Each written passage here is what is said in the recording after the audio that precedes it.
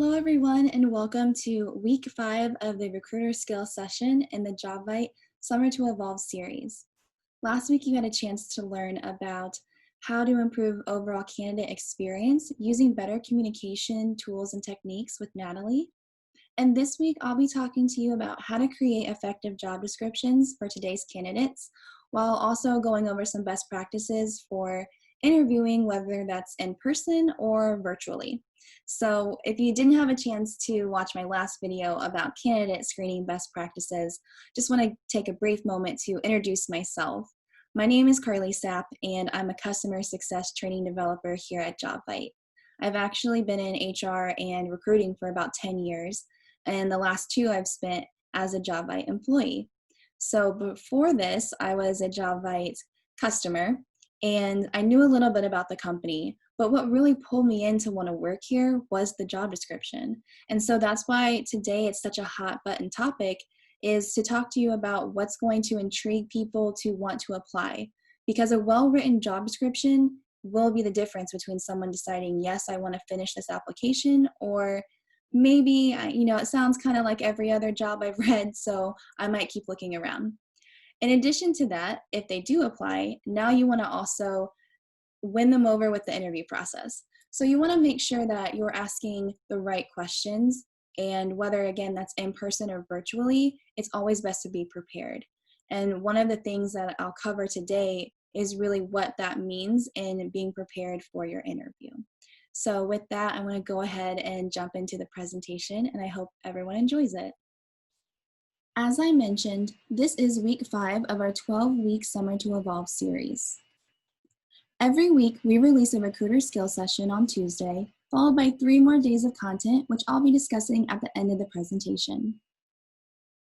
Our focus today will be on effective job descriptions for today's candidates and interviewing best practices for in-person and virtual interviews. So let's talk about what you are going to learn today. I'll start by discussing how to create effective job descriptions in order to attract the best talent, eliminate bias, and encourage diversity. Then I'll go over some best practices for interviewing both in person and virtually. I'll also provide a few examples of the types of questions to ask in order to really assess skill levels and overall candidate potential. And then finally, I'll wrap up with a summary of these topics and tell you about what's coming next in the Jobvite Summer to Evolve series.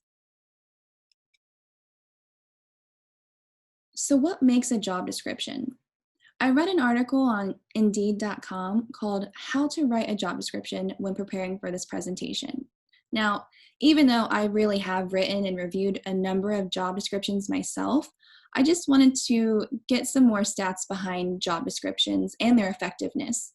So I learned that job descriptions between 700 and 2,000 characters actually get up to 30% more applications. Even if that metric was specific to Indeed alone, their site has over 25 million job postings. And if you're listening today, I would bet that you've either posted a job there or maybe even found a job yourself. Now, whether you're new to recruiting or not, job descriptions can be broken down into 4 main sections, and each one presents an opportunity to make an impact on the talent that you attract. Including a job title may seem very obvious, but using a targeted job title is more effective. If you're looking for someone at a higher level, be sure to include a word like senior rather than an internal phrase like level 3 consultant. When your titles are easily recognized and work on a global level, your talent pool can grow miles and miles further. It's also important to include information about your company as well. This is your chance to make a good impression on candidates and to express what makes your company unique. Job seekers can always go to your website for a more comprehensive overview, but to get them interested, determine what core values you want to highlight. Again, this gives you the opportunity to talk about your company mission and the culture your organization has created. Showcasing inclusivity in images is always great, but to do so with your words is just as powerful to the right candidate. Now, when it comes to role responsibilities, it's important to set very realistic expectations by outlining what a typical day would look like for the role, as well as how it fits in the company. Now, earlier in my career with past employers, I was responsible for conducting exit interviews. And there were a number of times where I heard from someone that the job either wasn't what they expected or they didn't realize how much they had to travel. Now, while those responses can really vary by person, I would encourage you to always include information around travel requirements or relocation up front. Those are the details that you don't want to skip, and even having something like an estimated percentage of travel is better than not mentioning it at all. Now, along with role responsibilities, there must be required skills and qualifications included on the job description. For these areas, you'll want to make sure you're only including the must-haves, like a minimum years of experience, or if the job requires a specific license or certification. However, you also want to be concise with your bullet pointed list, so try to include only the top hard and soft skills necessary for the role. For example, being able to talk to customers is going to be more relevant for a customer facing role, so it doesn't have to be included on every job description.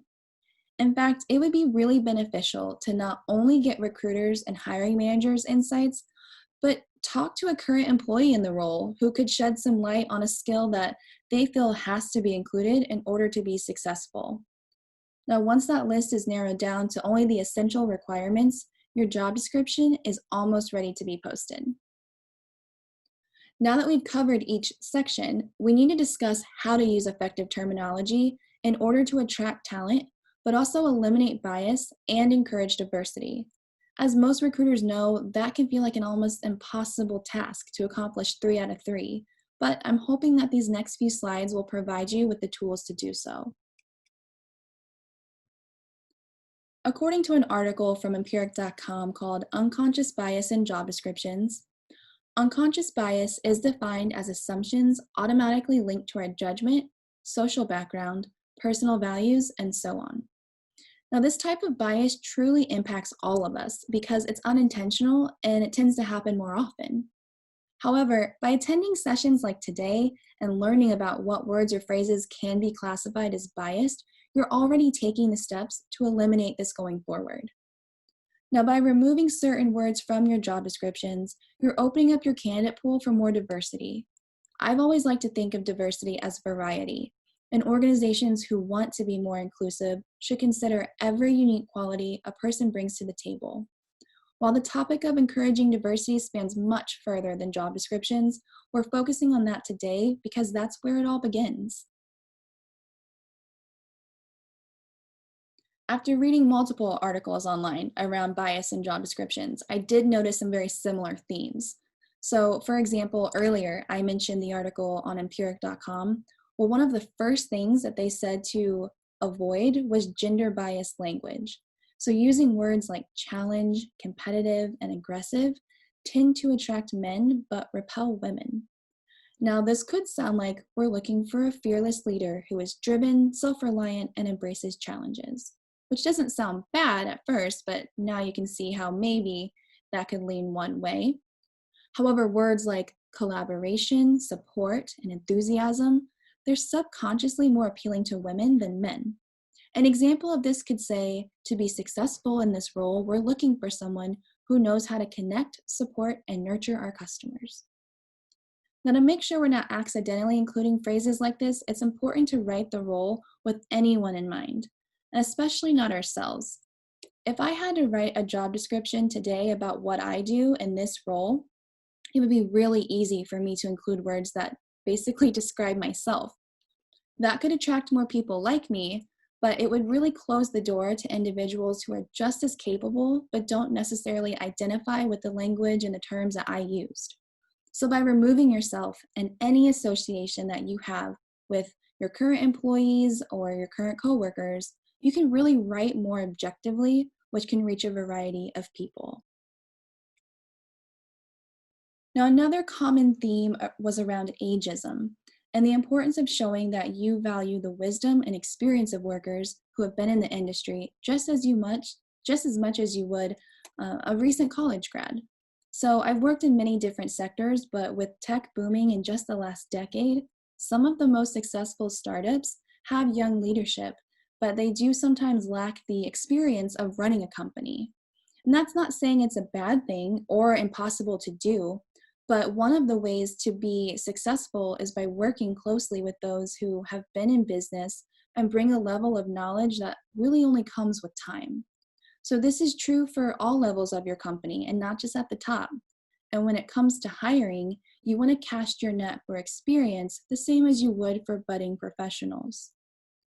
Now, while bias comes in many forms, I also came across an article on catalyst.org called Gendered Ageism from late 2019, and it took the two previously mentioned issues of gender and age and combined them.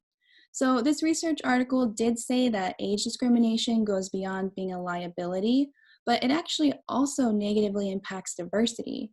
And even though I know the article focused more on how gendered ageism can affect your current employees, the idea still applies to applicants or soon-to-be candidates. Now, this is why it's so important for your team to decide what you highlight about your company to potential candidates. So maybe your company really prides itself on having a diverse culture, or your company could be heavily involved with community service and volunteer work.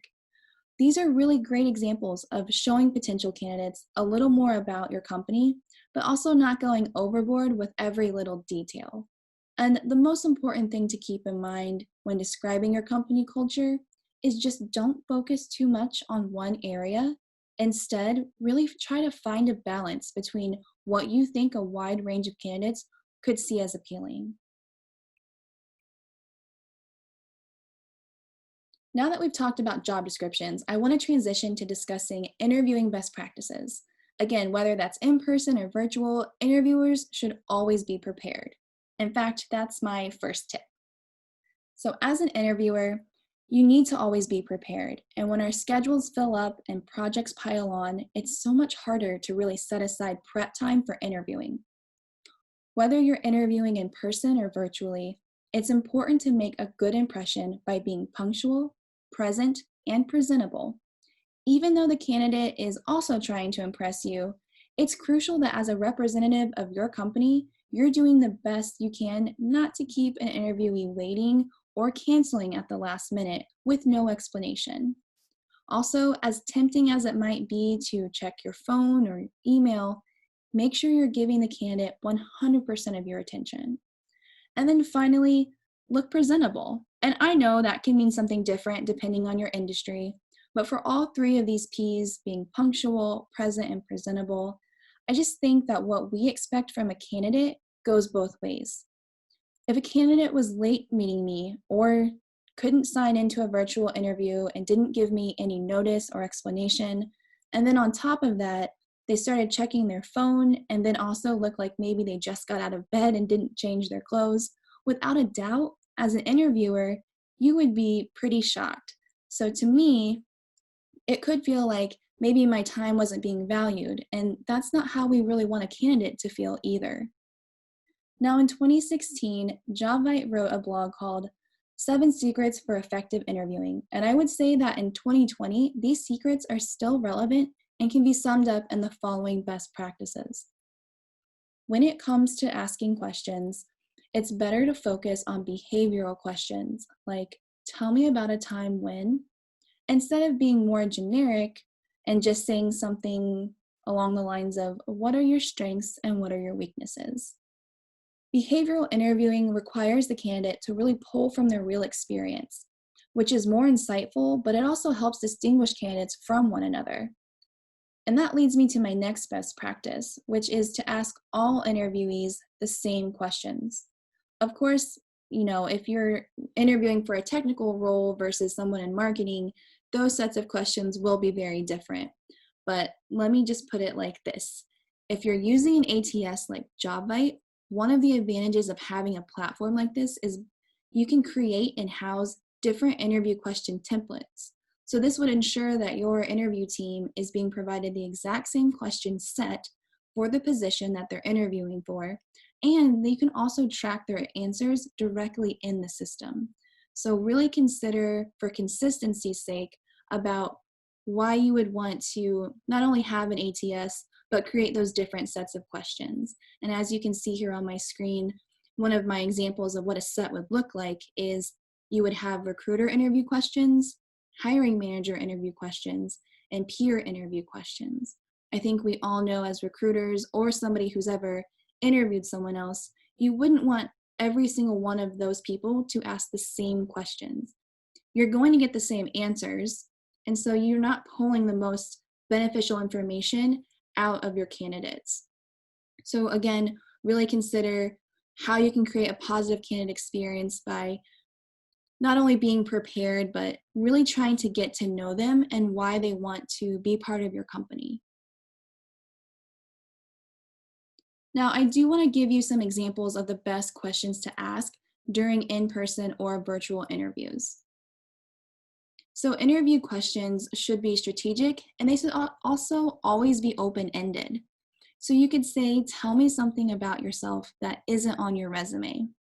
It's not as generic as just saying, tell me about yourself, but it can also prevent someone from just listing the same skills that you would see on paper.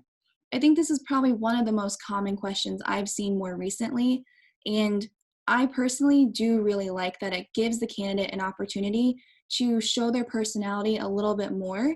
It puts them a little bit at ease too, and you can learn a lot about someone. Another good question to ask is, what made you want to apply for this position? One, it would be great if they said, your job description was so well written that I wanted to come join your team. But also, will their answer really be skill related, or could it be more about your company culture? Or could it be both? I think whatever you find the more valuable, whether it's skill or company culture, this kind of question can tell you a lot about the person by how they answer. So I would always consider asking this question too. And you can even phrase it a little differently to say, what made you want to apply to our company, or what made you want to apply to this position? I do like kind of specifying position because I would hope that they would talk about their skill set and why they would be the best fit. But again, this is just one example, and I do hope that you take some of these and try to make it work for what your company would see as the most beneficial way of phrasing it. A few other interview question examples would be, tell me about a time when there was a conflict at work and how did you handle it? These are really insightful behavioral questions that produce a range of responses. So you might be saying, okay, that's one I've seen a lot. How is that not considered generic? Because the answers you're going to get really will be very different. And no matter what role you're in, there is going to be some type of conflict that will come up. And so it's really great to always ask these questions. I know if you're in HR, you're probably appreciative of trying to see how somebody would handle conflict before you even hire them. But that's why I always promote this question. It's maybe a generic question, but you will not get a very generic response. And if you do, that's okay, because you can also ask them a question like, how would you describe the ideal workplace? This can also really help in figuring out if they share your company values and goals, but you can still create a diverse workforce even if you're sharing those same mission statements or what you think is the most important in a workplace. I've always liked this question because I do think across industries, the workplace does look differently to everyone. If you're stepping into a tech industry and you've only ever been in maybe banking or manufacturing, I mean, these are all wildly different. And so what somebody says is their ideal workplace may immediately tell you that they might not be comfortable in the kind of workplace that you have set up. And I know my one example is kind of the open office space concept. It seems a little silly to discuss now, given the virtualness of everyone working from home and doing things, but I do know that I've heard in the past some people just can't tend to work in the open spaces. They like their own office or cubicle, and the way that offices have been created in, I'd say, more recent years, that may not be the setup. So again, it wouldn't necessarily be about office setup, but it is a really good question to ask just to learn about what kind of ideals they have. Now, the other question that I would like to always include in this set is, what is something you are most proud of? And you can make that be work related or not, or you can ask for an example of something work related and something not work related. But what somebody takes pride in is really indicative of future performance as an employee. So even if they talk about something that they did in college that has nothing to do with the job they have, they'll probably get into the details of how they prepared for whatever it was they're proud of, how they accomplished it, if they ran into any issues and how they overcame them. But these types of questions, I do think, make people pretty comfortable with bragging about themselves in the right way. So, as somebody who used to interview and has somebody who has been interviewed, this is one of my favorite questions to ask because I think it tells a lot about a person. So I really hope that after covering both job descriptions and some interview best practices and questions, that you felt like you got a lot of good key takeaways today. So just to kind of go over what some of those were with you, make sure that you're using each section of the job description as an opportunity to attract the best talent. And when you're doing this, really make sure that you're eliminating any kind of bias and encouraging diversity by choosing those gender neutral words, focusing on being concise, and always looking for those must have necessary skills and not just all the nice to have, this would be good, but not necessary kind of skills. And then also make sure that you're highlighting what makes your company appealing to everyone and what also makes your company stand out from everybody else. So don't forget that when it comes to interviewing, you always want to be prepared, be consistent, and be strategic with what you're asking, and make sure those questions are open-ended. And then always lean towards the behavioral type of questions over the generic, which I know I said quite a few times, but you don't want to ask those cliche type questions. And then also, at the end of the day, you always want to provide the candidate with a positive interview experience. So how you show up is just as important as how they show up. So I hope that, again, you found a lot of value, and I just want to go ahead and talk about what's coming up next. Continuing with this theme, our next Summer to Evolve event this week will be a 2 talented job description and interviewing webinar on Wednesday. We have a Jobvite demo day on Thursday about how to shorten time to fill by automating the interview scheduling process. And finally, on Friday, the Recruiter Real Talk live webinar is going to be about great recruitment marketing and better candidates. Now, next week's Summer to Evolve theme will be about employee referrals, but for a full list of events and more detailed descriptions of each one of these, please visit summertoevolve.com. And don't forget to get social with us. Use the hashtag JobviteS2E and just go explore and see all of the great things. We're on week 5 now, so there's a lot of content out there. But I do want to say thanks again for just taking the time to listen with me today, and I look forward to sharing with you again.